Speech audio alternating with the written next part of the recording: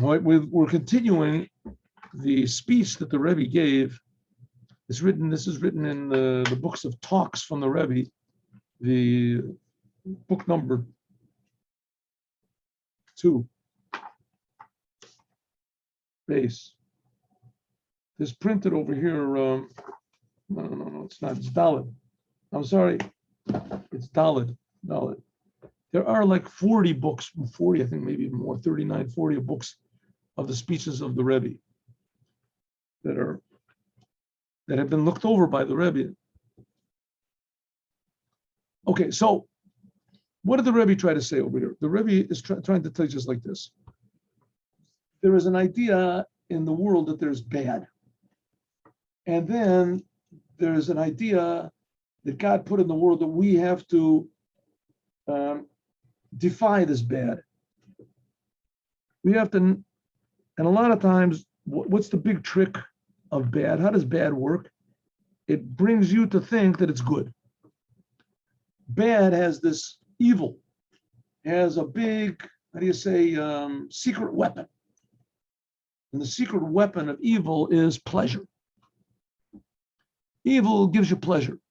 Other things also give you pleasure, right? To have a family, see your children grow up, to have friends, to be honest, to give charity, to help others, to learn Torah. That's also pleasure, but it's a totally different type of pleasure. It's a different type of pleasure from being honest than a pleasure from being dishonest and succeeding. But to cheat and to lie and to this and to succeed, it's a big pleasure. Quick, you make it quick by being honest. You have to work hard, you have to this, and sometimes you lose money. And so the evil, destruction, whatever, it has, its secret weapon is pleasure. It can give you pleasure. So because it gives you pleasure, a person feels pleasure, it's good. If a person feels pleasure, what's wrong about that? Right? It gives a purpose to life. You got reason to wake up in the morning. You have pleasure. So the Rebbe says, that's why the Torah is here. The Torah is here to tell you that God purposely set this whole business up about good and bad, and that you have a certain propensity to do certain bad things, right? Some people have problems with anger, some people with depression, some people with desires for alcohol, some people have desires for this, drug, gambling. So the reason that God created everything like that is so that you would, first of all, defy the bad and even transform the bad, put it in its right place. Put everything in its proper place. So defying the bad means that maybe you have a certain draw to these things, connection, but you resist it. Says the Rebbe, that's something like a vow. That's something like a vow. A vow gives you the power, vows give you the power to go through the world and to successfully defy and resist the negative things in the world.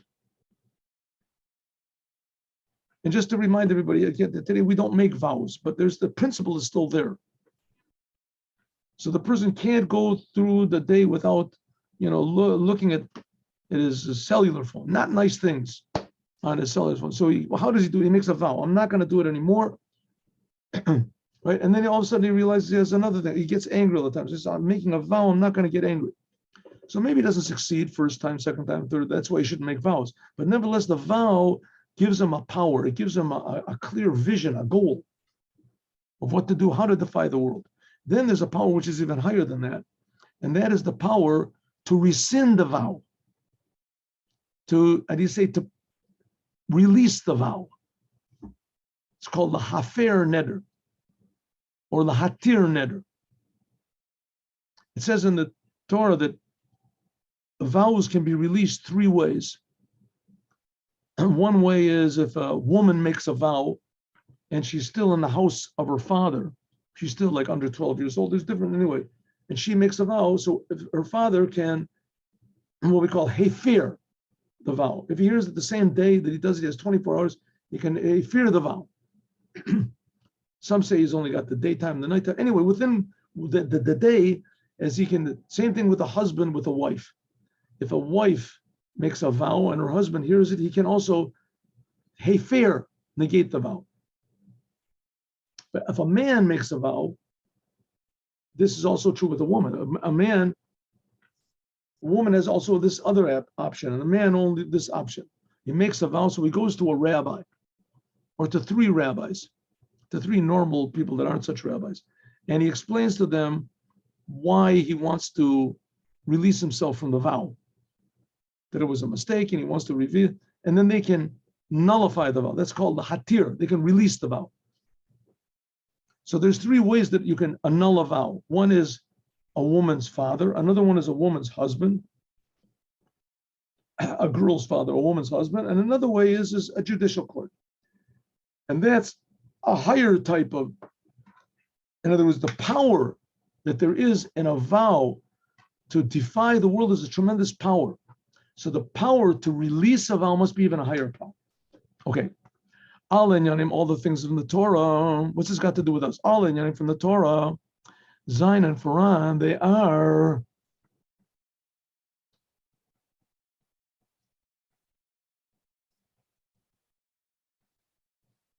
in a general way and in a specific way. Azoi is oich, so is also the whole idea of these vows, unafaras vataras neder, and the release from a vow. But derech in general, Zain and Zeh are rein geteilt. They are when Bezundra mentioned to different people.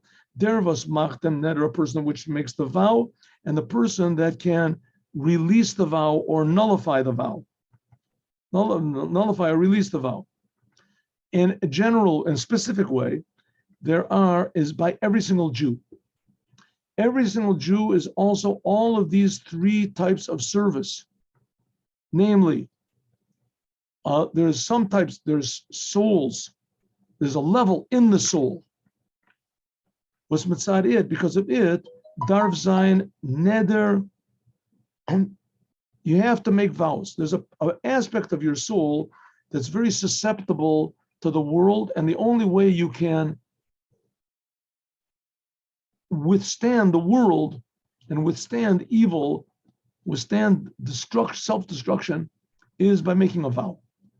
When Farah there's a higher level, was mitzadir darv zayin hafara bataras nedarim, which be the higher level, which is that it can release the vows or nullify the vows. Okay, what's talking about? This is basically going to be the same thing we learned in Likuti Torah. It says in Kabbalah that there, and it's also brought in Chassidut, that these two levels in the soul, namely to fight against the world, and something higher than fighting against the world is what's called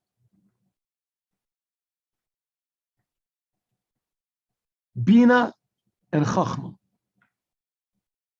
Bina and Chachma. From Bina, there has to be vows. And from Chachma, you can release the vows. Okay, what's Chachma and what's Bina? What's going on over here?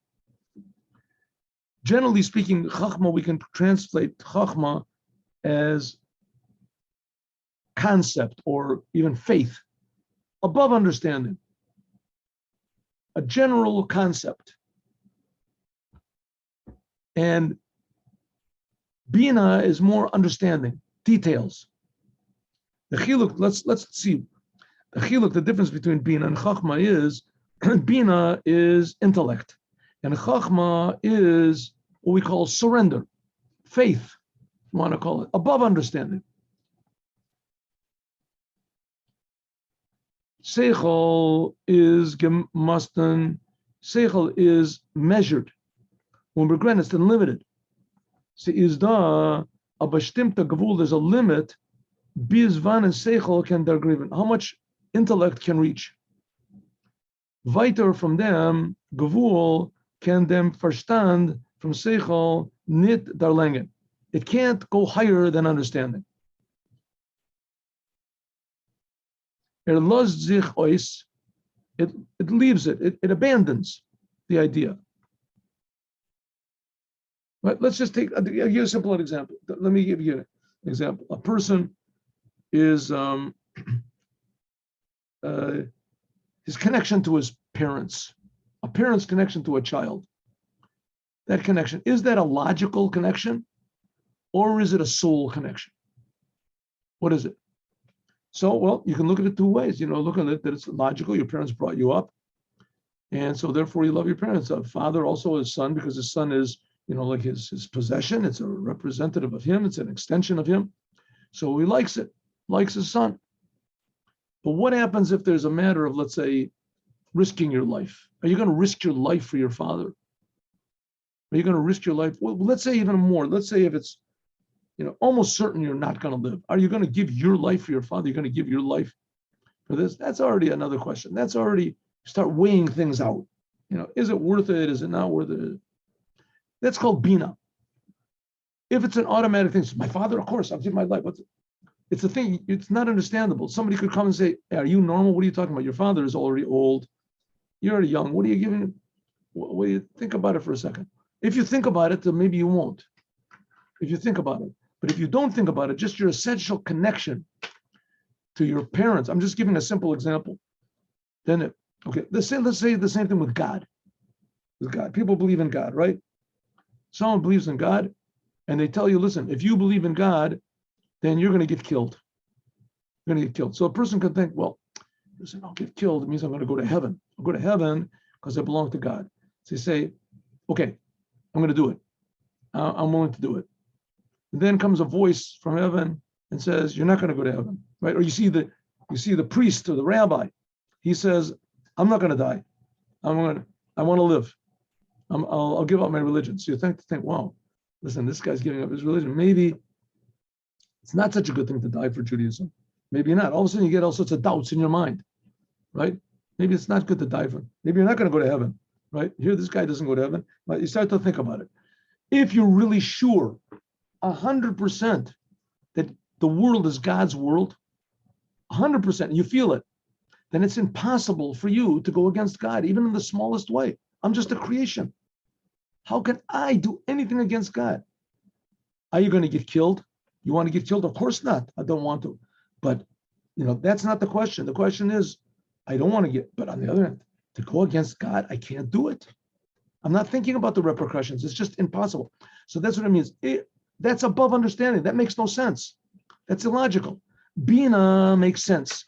Chachma is a connection to God, which is above sense. You're willing to lose everything. That is the essence of Judaism. That is the essence of Judaism. And no one can know if he'll stand up against this test until it actually happens. You can teach it and talk about it until you want. And that was Abraham. That's the whole message of Abraham. Abraham didn't talk about going to heaven. Abraham didn't do any miracles. At least they're not written in the Torah. The whole thing of Abraham was total self-sacrifice for the truth. If he would have taken Isaac and sacrificed him, he would have lost everything that God promised him. And he didn't think about it. He just said, I'm going to do what God wants. That's Judaism. And all the other religions are what I'm going to get, what I'm going to receive. To that degree, what's his name? Marx was right when he said that the religion is the opiate of the masses. The opiate of the masses. It just makes you think about what I'm going to get, what I'm going to receive, right? I'm going to get. So that's like taking drugs. Taking drugs, a person just thinks, oh, I'm on a high, I'm receiving, I'm getting, and it makes you numb to the world. On the other hand, if a person thinks I'm going to do what God wants, and it doesn't make any difference what's going to happen to me, and you realize that what God wants is that this world should be a good place. So then it's a whole different world. Then the world is not going to have a negative effect on you. That's chachma. Okay, let's go further what the Rebbe is trying to say. Wenn es kommt zu die Inyanim, was sein and hecher from sein Seichel, chachma means, that's what I was talking about. If there comes a matter of, let's say, self-sacrifice that's above your understanding, is that you haven't got any permission to think twice about it. If you start thinking twice about it, then you're not going to do it. Right? Some of the commandments, shekal, seichel, tor, dorten, nit arangin, that your mind, understanding, there's places that understanding is not allowed to go into. You try to put understanding into it, it just wrecks everything up. Barum, because vibal, as the inyanim zayin and hecher from seichel, because it's above understanding. Sometimes you can see this also in a marriage. It says when a person gets married, especially that's the idea. Jewish people get married, it's supposed to be that God is with them. And God is the factor that makes peace. What does it mean makes peace? It could be that they have big arguments and they really disagree with one another.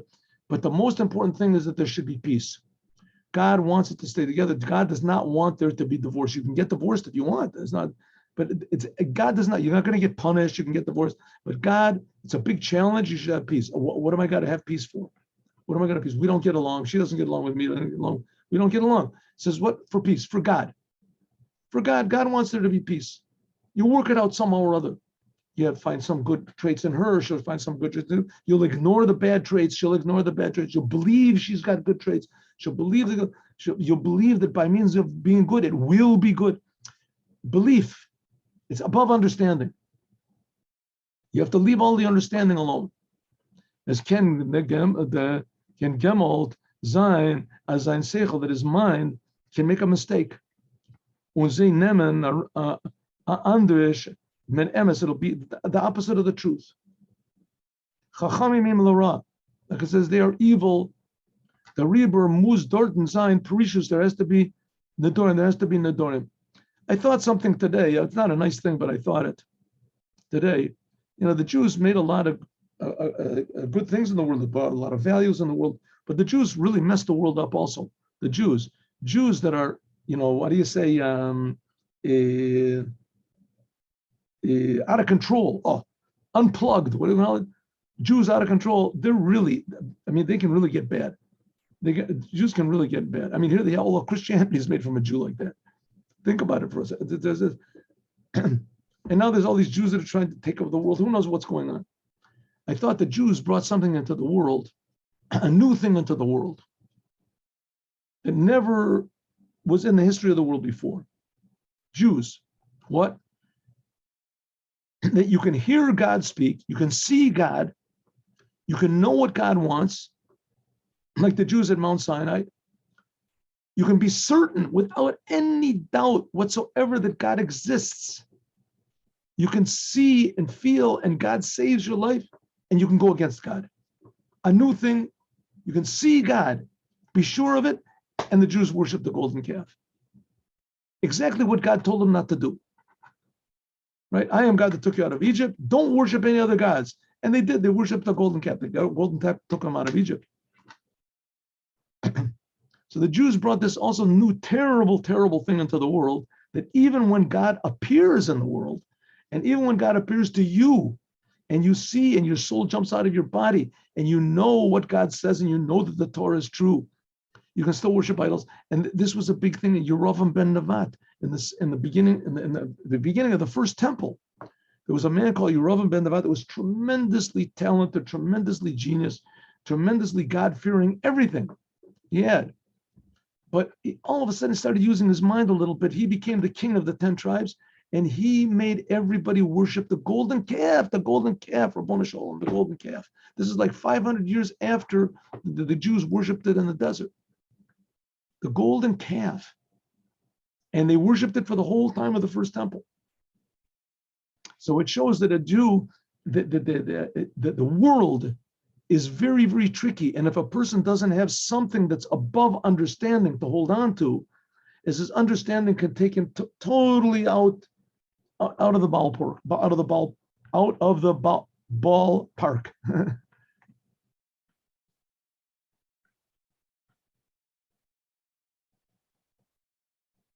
Which is not the case.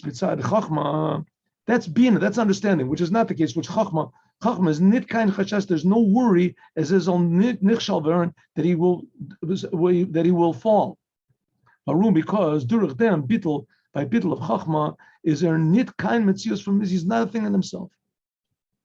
In the time of the Alter Rebbe, also it began. First Rebbe Chabad, it began what was called the Haskalah movement, the intellectual movement. The Enlightenment movement, it was called.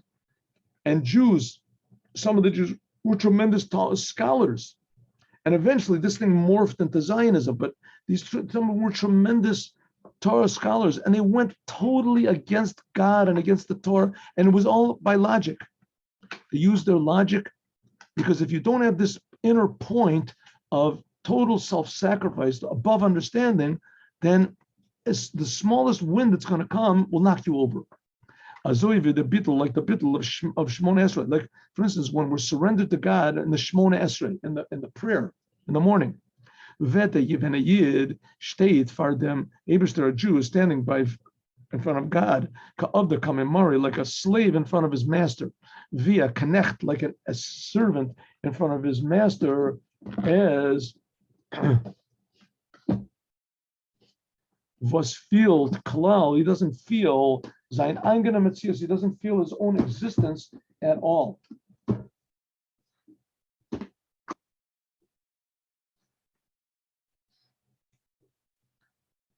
His whole existence is Metzius from thine Adam, like a slave. He's just totally given over to his servant, to his master. Mashakana Eved Kana Ado. Anything that he possesses belongs automatically to his master. The same thing with us. We're totally given over to the Creator. We don't ask any questions. Then there's no possibility we're going to do anything bad, unless we're ignorant, unless we don't know the laws. If we don't know the laws, then people can be tricked. That's what the missionaries and things they do. They trick people into thinking, oh, you want to serve God? This is the way to do it. Their bittul from Chachma, gitim oich akoach, this surrender from what's called Chachma, want to call it faith above understanding, gives a power in one's understanding. As oich zei sein verstand, also his understanding should be the way it should be. Wie gered free, like we said before, as there and that the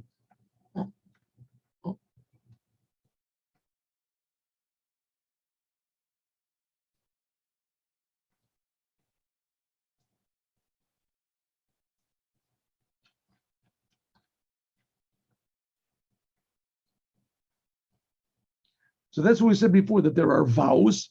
People must make vows. That's something like bina, understanding. And the chacham, the rabbi, he has the power to release the vow. It's a higher power. Sein euch dem was mitzad atzmo on itself hat ja gedarft ankommen zu einer. The person himself should have, he needs a vow in order to withstand the confusion and evil of the world. But mitzad dem bittul, but because he, and therefore that's the vow, that's like the level bina. But because of his total surrender to chachma, that's the level of the rabbi from the Torah. So this gives a power also into bina to understand. Understanding that also a person understands differently. He understands the world differently. So what are we saying? There's us against the world. And us against the world, we can, what's called, take a vow. We have a power in our soul that we can defy the world. Sometimes in language of Hasidut, that's called eskafia, force ourselves. We can force ourselves to do good and force ourselves to do bad, to avoid bad. We're going to force ourselves to do good and force ourselves to avoid bad, forcing ourselves. But then there's a higher level, that's the level, it's just called, that was Bina. That we have the level of Chachma. The level of Chachma is we look at the world from God's point of view. We don't reckon at all with what we want, what we think. We know that sometimes the world has an effect on us, but we don't pay attention to it.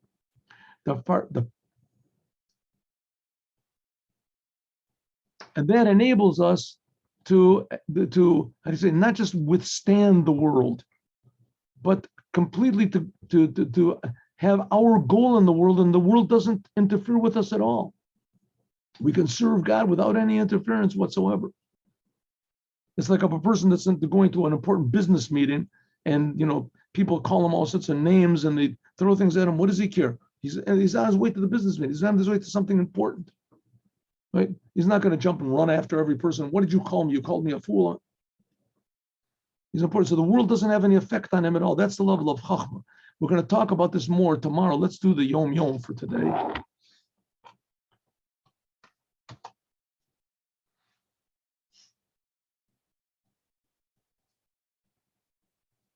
A practice of my father's, this is the previous Rebbe speaking about, he was the sixth Rebbe, the previous Rebbe was talking about his father. When traveling, even when spending months in one place, he would say Tfilat HaDerech every day after the morning prayers, but he wouldn't say God's name in the conclusion. There's a prayer that you say when you're traveling. So he would say this prayer every day, but he wouldn't use God's name in it. Good.